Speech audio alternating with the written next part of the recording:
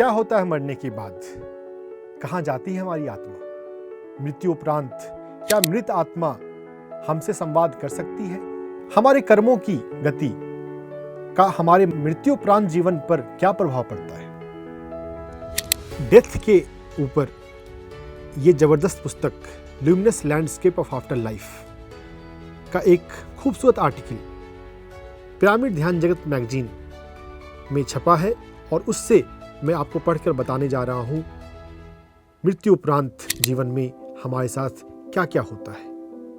लेकिन इस पुस्तक में एक पिता अपने बेटे जिसकी मृत्यु हो जाती है उसकी आत्मा से संवाद करता है और ये कन्वर्सेशन इतना एम्पावरिंग इनलाइटनिंग है कि जब हम इसे पढ़ते हैं तो हम अपने जीवन से कनेक्शन फील करते हैं। मैथ्यू मैकके वैसे तो एक साइकोलॉजिस्ट हैं, पहले से उनके जीवन में ऐसी कोई धारणा नहीं है कि मृत आत्मा से संपर्क हो सकता है, लेकिन उनके बेटे की मौत हो जाती है और चैनलिंग के माध्यम से उनका बेटा उनसे संपर्क करता है और मृत्यु उपरांत जीवन के बारे में विस्तार में बताता है। हमें 4 बातें सीखनी होती हैं मृत्यु के माध्यम से। मृत्यु के दौरान हमारा सूक्ष्म शरीर किस प्रकार से सिकुड़ता है और कैसे हम आउट ऑफ बॉडी होते हैं। स्पिरिचुअल रियलिटी में आपने देखा होगा हमारे पास सिल्वर कॉल्ट और इथरिक बॉडी होती है।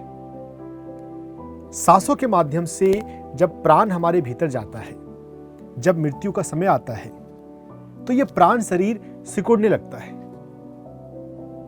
और जब हम आउट ऑफ बॉडी होते हैं हम किसी एक चक्रा के माध्यम से, मणिपुर चक्र या विशुद्धि चक्र, इनलाइटन मास्टर सहस्त्रार चक्र से शरीर से बाहर निकलते हैं और प्राण शरीर सिकुड़ता है।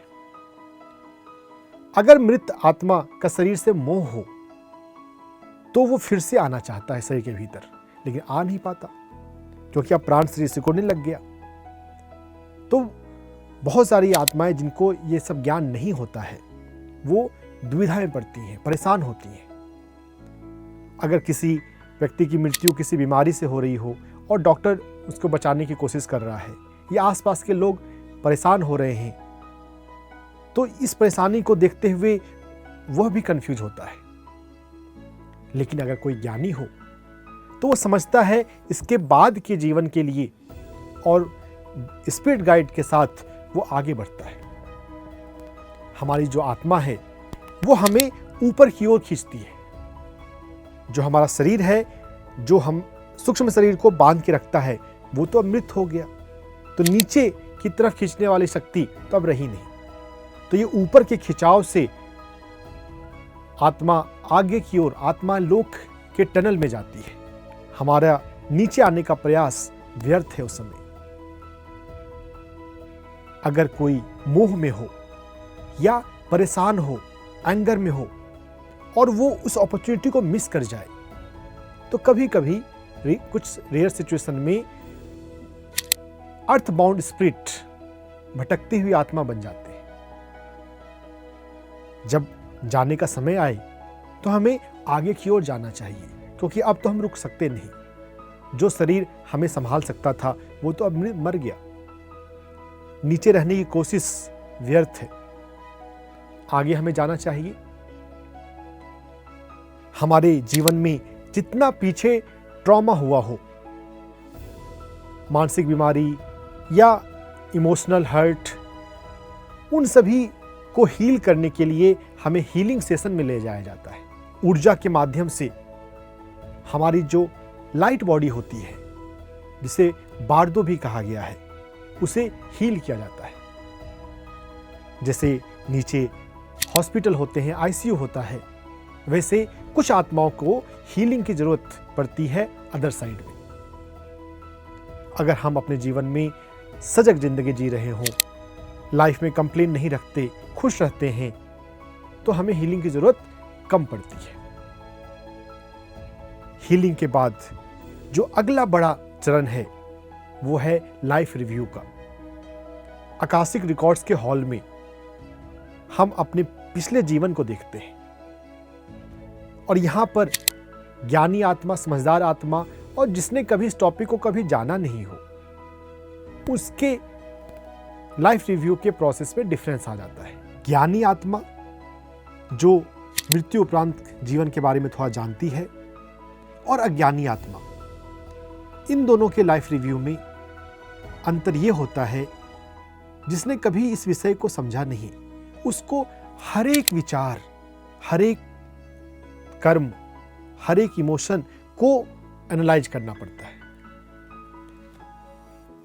लेकिन जो ज्ञानी आत्मा है वो डायरेक्ट लेसन पे जाती है कि जीवन के अनुभवों से मैंने क्या सीखा।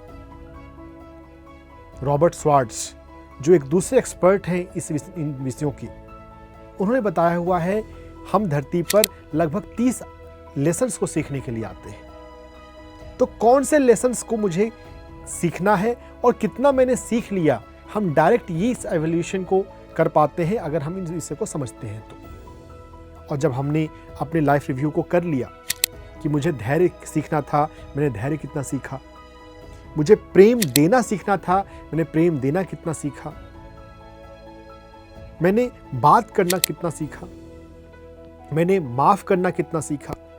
जब इस तरह से लेसन्स को हम समझ जाते हैं तो उसके बाद फिर हमें आत्माओं की दुनिया में अलग अलग जगहों पर विचरण करने के लिए, देखने सीखने के लिए भेजा जाता है। लाइफ रिव्यू के बाद, थोड़ा घूमने फिरने के बाद, प्रकृति में एंजॉय करने के बाद, थोड़े समय के बाद जीवात्मा फिर से अपने जन्म की प्लानिंग करती है। हॉल ऑफ प्रिपरेशन में भेजा जाता है कि अगले लाइफ टाइम में तुम क्या सीखना चाहते हो। जिन लेसन्स को सीखना बाकी है, उन लेसन्स के सीखने के लिए कैसी परिस्थितियां, किस माता पिता के गर्भ में, किस परिवार में, किस सामाजिक माहौल में मिलेगा, वैसे जन्म की प्लानिंग होती है। काफी विस्तृत जानकारी दी गई है इस पुस्तक luminous landscape of after life में।